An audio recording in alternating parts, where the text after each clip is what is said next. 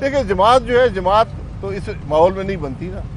जमात पाकिस्तान में एक या ज़्यादा जमातें नहीं बनेंगी, क्योंकि जो आज 3 बड़ी जमातें हैं ये नाकाम हो चुकी हैं। ये अवाम के मसाइल का हल इनके पास नहीं है, ना वो सोच है ना वो फिक्र है। तो जमात बनेगी तो अपनी सियासत का फैसला जो है ये इलेक्शन के बाद करेंगे। आप इलेक्शन भी नहीं लड़ रहे, फिर भी एंटी करप्शन ने आपको बुला लिया। मेरा भी यही सवाल है ना, मैं तो कह रहा हूँ वो गरीब जो लड़ रहे हैं उनका क्या हाल होगा। साहब आपको तो बुलवाया नहीं गया। आपके आने से पहले मैंने लाहौर में भी और यहाँ पे भी जो जिम्मेदारान है उनसे पूछा, उन्होंने कहा खाकान अब्बासी साहब, शायद खाकान अब्बासी साहब आज़ाद शहरी हैं, हमने उन्हें तलब नहीं किया। वैसे वो आना चाहें तो 100 दफ़ा आए। मैं आया हूँ ना, क्योंकि जो मेरे भाई हैं जो पब्लिक ऑफिस होल्डर नहीं है उनको तलब करने का मकसद ये है कि मुझे तलब किया गया है। अब्बासी साहब जो अवाम को नुमाइंदा होता है, मेरा सवाल ये है कि क्यों तलब किया गया है। आपने कहा कि जो मौजूदा हालात हैं, जो हालात बना दिए गए हैं, मतनाज़ा हो गए, इलेक्शन मतनाज़ा हो रहे हैं, आप कह रहे हैं कि अभी भी कोई गुंजाइश बाकी है ये सूरत हाल बेहतर करने में, या पानी सरों से गुजर चुका है? देखिए आज भी वक्त है कि इस इलेक्शन को गैर मुतनाज़ा बनाएं।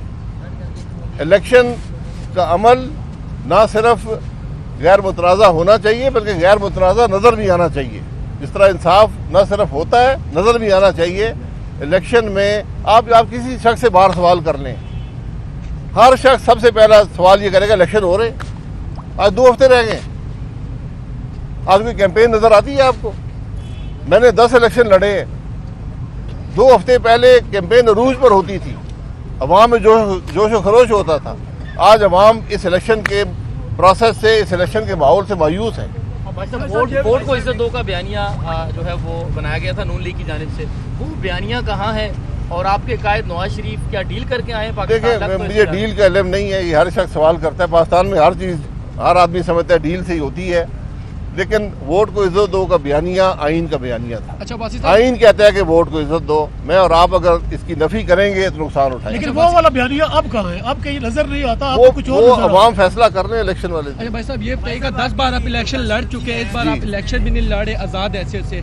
साथ ये भी बताइएगा कि क्या नून लीग की क़यादत की जानिब से आपसे कोई राब्ते किए जा रहे हैं? नहीं, मुझसे कोई राब्ता नहीं है, राब्ते की जरूरत भी नहीं है, क्योंकि मैंने पहले ही बता दिया था 6 महीने पहले कि मैं इलेक्शन नहीं लड़ूंगा, ना नून लीग के टिकट से लड़ूंगा, ना नून लीग के खिलाफ लड़ूंगा, क्योंकि नून लीग इस हल्के में भी और शायद मुल्क के अंदर भी उसको बनाने में मेरा थोड़ा बहुत हिस्सा है। आपके हल्के में एंटी करप्शन के कोई बड़े तो उनका रिश्तेदार अजीज तो नहीं खड़ा के उनके लिए आपको बुला लिया गया है?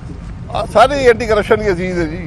खान साहब ये बताइएगा कि 9 मई का जो वाक़या हुआ तो उसके बाद एक सियासी जमात के खिलाफ जो है कि घेरा तंग किया जा रहा है। जो 9 मई का वाक़या हुआ, अगर इस तरह के वाक़या किसी भी सियासी जमात की तरफ से अगर होता तो क्या उसको लेवल प्लेइंग फील्ड दी जानी चाहिए थी, या इस तरह जो मुकदमात जो किए गए हैं क्या वो सही हैं या नहीं है, या उनको लेवल प्लेइंग फील्ड देनी चाहिए इस सूरत में? देखें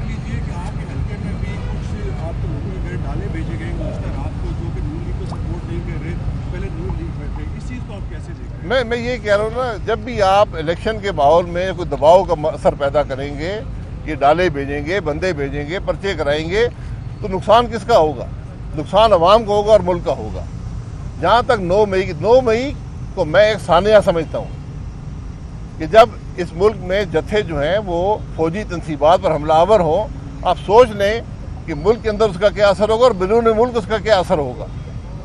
इसमें गलती क्या हुई है? गलती ये है कि हमें उन लोगों को जिन्होंने हमला किया उनके खिलाफ कार्रवाई करनी चाहिए थी। कहाँ पर है? आज 9 अक्टूबर आने को है, 9 फरवरी आने को है, कोई कार्रवाई नहीं हुई। आपको शवाहिद इकट्ठे करके ये इदारे मौजूद हैं, पुलिस के थाने हर जगह मौजूद हैं, कानून मौजूद हैं, उन हजरात के खिलाफ, उन लोगों के खिलाफ कार्रवाई होनी चाहिए थी। आज सबसे बड़ी नाकामी वो कार्रवाई न होने की है। जो गिरफ्तारियां की गई हैं, जो जेलों में सेंड किए गए हैं, क्या वो इसमें मुलव्वस नहीं है? कार्रवाई तो हो रही है जी, कार्रवाई होती है। आप गिरफ्तार करते हैं, शहादत इकट्ठी करते हैं, चलान मुकम्मल करते हैं, फर्द जुर्म आयद करते हैं, ट्रायल होता है और सजा दी जाती है या बरी किया जाता है। जब तक ये प्रोसेस नहीं होगा, ये हुकूमत की जिम्मेदारी हुई, चॉइस नहीं होती। अगर मैं किसी फौजी तनसीबात छोड़ने इस दफ्तर पर हमलावर होता हूँ, मेरे खिलाफ कार्रवाई करना हुकूमत पर लाजिम है। एक मिनट, ये बताइएगा कि आप माशाल्लाह एक सियासतदान है, पाकिस्तान की सियासत में आपने इलेक्शन में आपने सियासत से बाहर चले गए, इलेक्शन को हिसाब नहीं ले रहे, आप क्या समझते हैं कि आप इस सिस्टम से नाला है, इस सिस्टम को आप तस्लीम नहीं करते और एक अच्छे पार्लियामेंटेरियन जो आप असेंबली से आपने उसको छोड़ा है असेंबली को, क्या ये आपकी सियासी गलती है? देखिए, मैंने इलेक्शन छोड़ा है, सियासत नहीं छोड़ी, क्योंकि ये एक बेमकसद इलेक्शन बन गया है। इस इलेक्शन मुल्क को इंतशार के अलावा कुछ नहीं देगा। इलेक्शन एक आईनी ज़रूरत है, ये चॉइस नहीं होती कि इलेक्शन करवाएं या ना करवाएं। इलेक्शन ने होना है, लेकिन इलेक्शन को बामकसद बनाना, इलेक्शन को मुल्क के मसाइल का हल का जरिया बनाना, ये पॉलिटिकल लीडरशिप का काम होता है। पॉलिटिकल लीडरशिप इस नाकाम रही है इस अमल में। उनके पास वक्त था, आगे का रास्ते का तयन कर लेते कि मुल्क कैसे आगे चलाया जाएगा।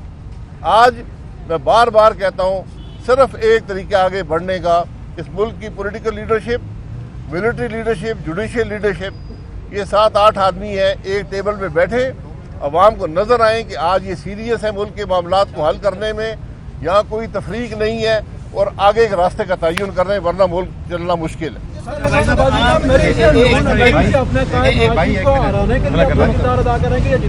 एक सवाल आप भी कर जी, आप मुस्लिम लीग नून के ना तो खिलाफ बोल रहे हैं, ना उनके हक में बोल रहे हैं। आपके साथ चलने वाले लोग बड़े परेशान हैं कि आपका स्टांस जो है वो ना उनके हक में जा रहा है, ना उनके खिलाफ। उनके हवाले से भी बताएं। मैंने आपके सामने बात कर दी है कि मैं क्या बात कर रहा हूँ, किन असूलों की बात कर रहा हूँ।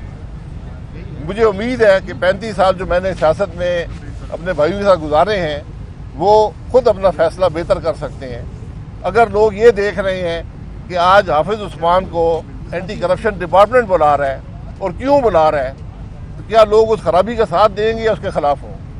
सवाल ये उठता है।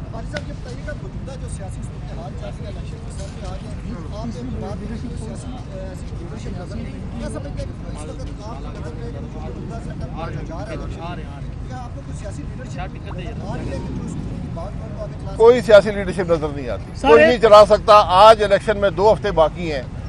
मुझे बता दें, किसी जमात ने मुल्क के मसाइल की बात की है, अवाम की तकलीफ की बात की है, उसके हल की बात की है, रिफॉर्म की बात की है? सिर्फ ये कहना कि वो चोर है, ये खा गया है, ये लूट गया है, ये सियासत नहीं है। लोग ये सियासत नहीं चाहते। लोगों ने तमाशे बहुत देख लिए हैं। लोग ये कहते हैं कि मेरे मसाइल का हल किसके पास है, क्या है। और मैं पूरे वसूख से कहता हूँ, हल किसी के पास नहीं है। जब तक ये इकट्ठे नहीं बैठेंगे, अगर सिर्फ इक़्तिदार की तलाश में रहेंगे तो कुछ नहीं मिलेगा।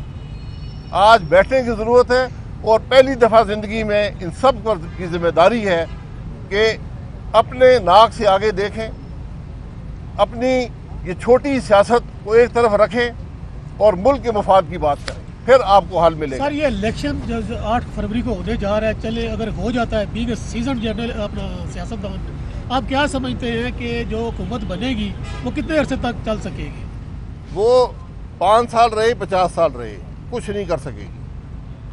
एक दिन रहे, 5 साल रहे, कुछ नहीं कर सकेगी। ये आप यकीन मेरी बात मान। बहुत शुक्रिया, बहुत शुक्रिया, थैंक यू वेरी मच।